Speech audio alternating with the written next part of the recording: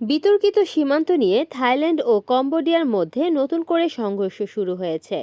এই সংঘর্ষে আরও মৃত্যুর খবর পাওয়া গেছে এবং হাজার হাজার মানুষ বাস্তুচ্যুত হচ্ছে। কম্বোডিয়া জানিয়েছে থাই বাহিনীর গোলাগুলিতে আরও 2 বেসামরিক নাগরিক নিহত হয়েছে, ফলে মোট মৃতের সংখ্যা 7 জনে দাঁড়িয়েছে। আহত হয়েছেন 20 জন। অন্যদিকে থাইল্যান্ড জানিয়েছে তাদের কমপক্ষে 3 জন সেনা নিহত হয়েছে।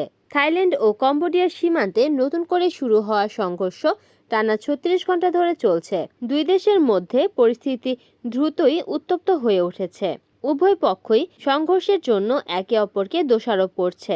গত জুলাইয়ের শুরুতে মার্কিন রাষ্ট্রপতি ডোনাল্ড ট্রাম্পের মধ্যস্থতায় একটি ভঙ্গুর যুদ্ধবিরতি ভেঙে এই সংঘর্ষ শুরু হয়েছে। থাই সামরিক বাহিনীর অভিযোগ, কম্বোডিয়া বেসামরিক এলাকায় রকেট সিস্টেম ও বোমা ফেলার ড্রোন ব্যবহার করেছে। অন্যদিকে কম্বোডিয়ার অভিযোগ, থাইল্যান্ড পুরসাদ প্রদেশের বেসামরিক এলাকায় নির্বিচারে গুলি ও গোলাবর্ষণ করছে। মঙ্গলবার কম্বোডিয়ার সাবেক প্রধানমন্ত্রী এবং প্রভাবশালী রাজনীতিবিদ হুন সেন বলেন, গতরাত ও আজ সকালে পাল্টা আঘাত এনেছে। তিনি দাবি করেন কম্বোডিয়া 24 ঘন্টার বেশি সংযম দেখিয়েছে এবং যুদ্ধবিরতি মানতেই পরিস্থিতি সহ্য করছিল। জুলাই মাসে হওয়া যুদ্ধবিরতির পর এটি দুই দেশের মধ্যে সবচেয়ে গুরুতর সংঘাত। এই যুদ্ধবিরতি করিয়েছিলেন মার্কিন president Donald Trump.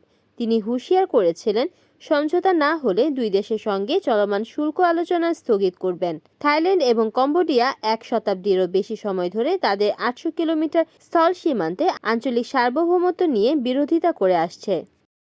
Desk news, NN TV.